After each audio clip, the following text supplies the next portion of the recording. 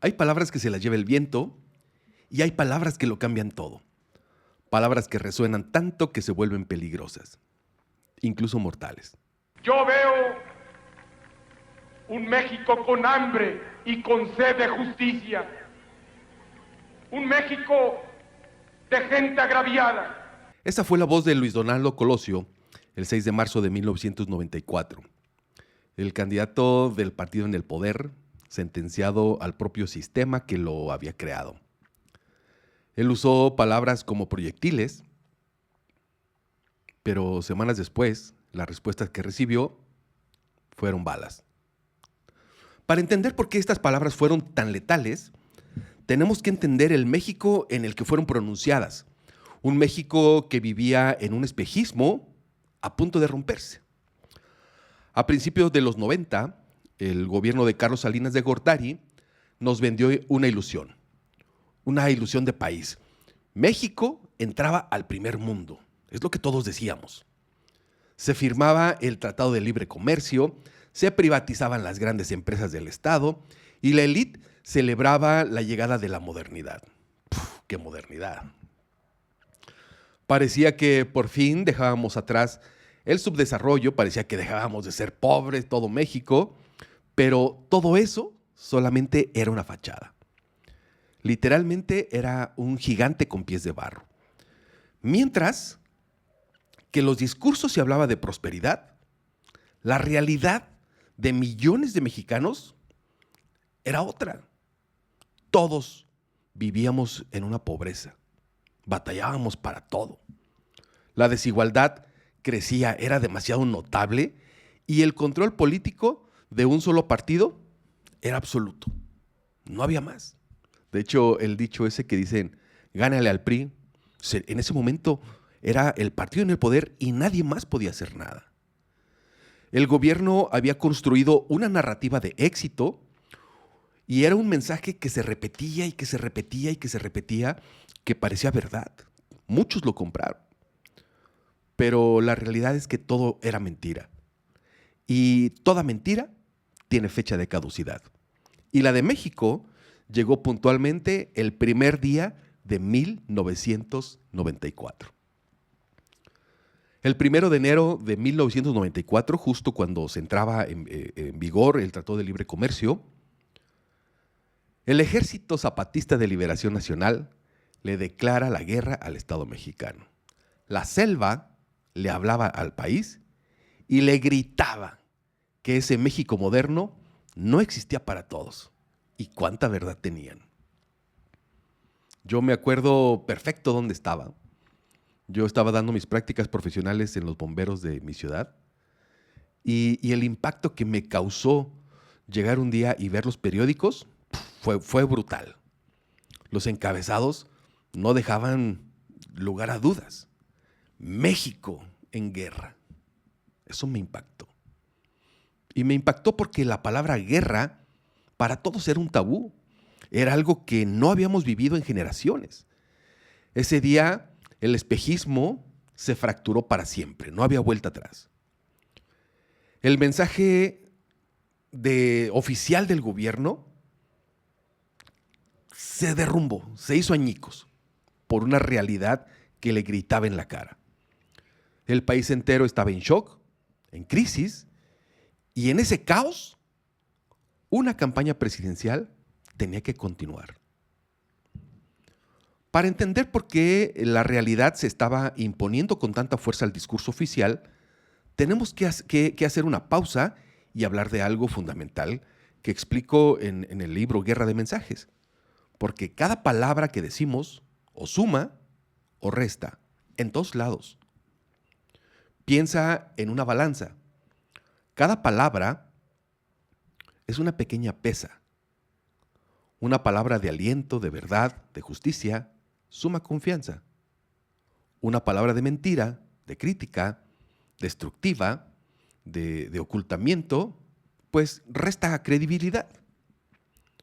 Una sola palabra no cambia el equilibrio, pero esa misma palabra, repetida millones de veces, se convierte en una fuerza imparable y eso es exactamente lo que estaba pasando en el México de 1994. Por un lado, tenías el mensaje de gobierno carísimo, repetido hasta el cansancio en la televisión, en los periódicos. Estamos progresando, solidaridad. Los artistas lo cantaban, había canciones, la televisión estaba inundada de solidaridad. México es un país moderno, el futuro es brillante. Un mensaje diseñado para sumar a la balanza del poder. Pero por otro lado, teníamos una realidad brutal.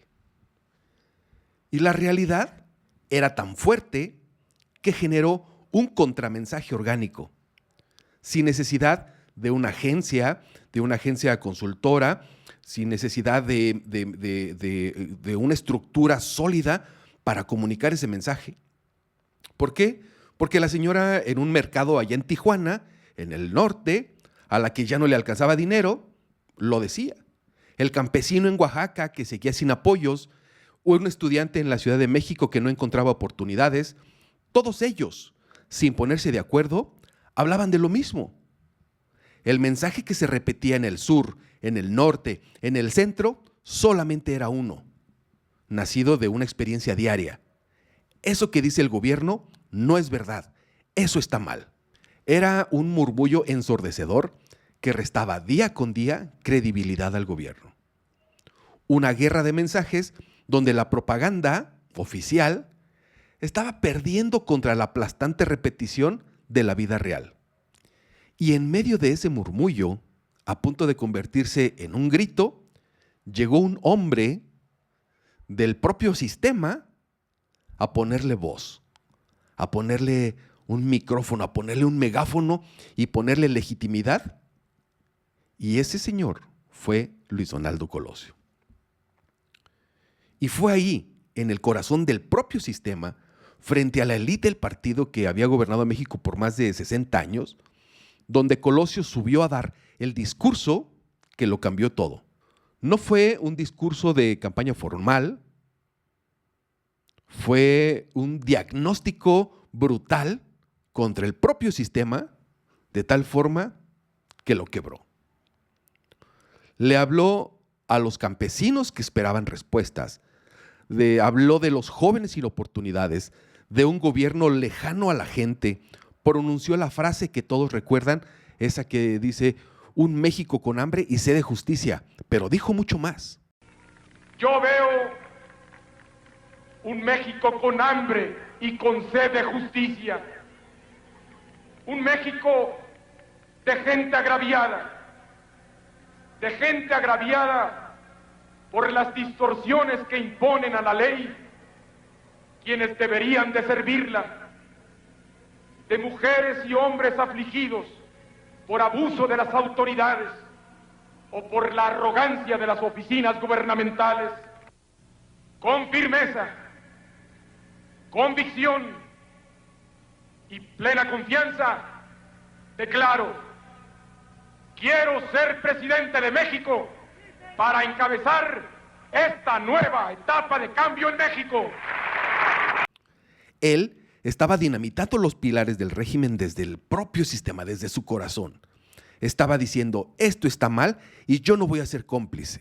En ese momento, Colosio dejó de ser el candidato del sistema para convertirse en el candidato de la gente, y al hacerlo, se convirtió en una amenaza para el propio sistema. El 23 de marzo de 1994, en un mitin en Lomas Taurinas, en Tijuana, la respuesta del viejo sistema llegó. Fue una respuesta primitiva, brutal, letal. Colosio había librado su batalla en el terreno de las ideas, había ganado en la guerra de los mensajes, y sus adversarios, al verse superados en ese campo, recurrieron al único lenguaje que les quedaba: la violencia. Él solo dijo palabras, pero recibió balas como consecuencia. Intentaron asesinar al mensajero para matar al mensaje, pero como siempre ocurre, fracasaron. El asesinato de Colosio no detuvo el cambio, lo aceleró. Y aquí vemos de nuevo el poder de la guerra de los mensajes orgánicos. Piensa en esto. ¿Qué empezó a decir la gente en las calles, en las cocinas, en los taxis? ¿Qué fue lo que decía la gente después de la muerte de Colosio? El gobierno ofreció una versión oficial, un mensaje controlado, la teoría del asesino solitario, un mensaje que intentaba sumar a la idea de que era un hecho aislado cuando no lo era. Pero el pueblo, de nuevo, sin coordinarse, crea un contramensaje mucho más poderoso. Un mensaje que se repetía en todas partes y que restaba toda la legitimidad que le quedaba al sistema. Fue el Estado quien mató a Colosio. Esa frase, esa sospecha, se convirtió en la bala final contra la credibilidad del viejo régimen. El mensaje de Colosio no fue un disparo aislado. Fue un retumbar más, uno muy potente, que se sumó a los mensajes astillados que ya golpeaban la estructura del poder. La crisis económica, la guerrilla zapatista y sobre todo el descontento social. Y como lo explico en el libro Guerra de Mensajes, cuando un blanco recibe muchos disparos, muchas críticas, muchas evidencias de lo que ya no funciona, tarde o temprano termina por derrumbarse. El asesinato de Colosio fue el principio del fin para un partido hegemónico, una tragedia que, sin embargo, nos dejó una lección imborrable. Puedes silenciar la voz de un hombre, pero no puedes matar la fuerza de un mensaje cuyo momento ha llegado. Y ese mensaje, el de un México con hambre y sed de justicia, sigue resonando hasta el día de hoy.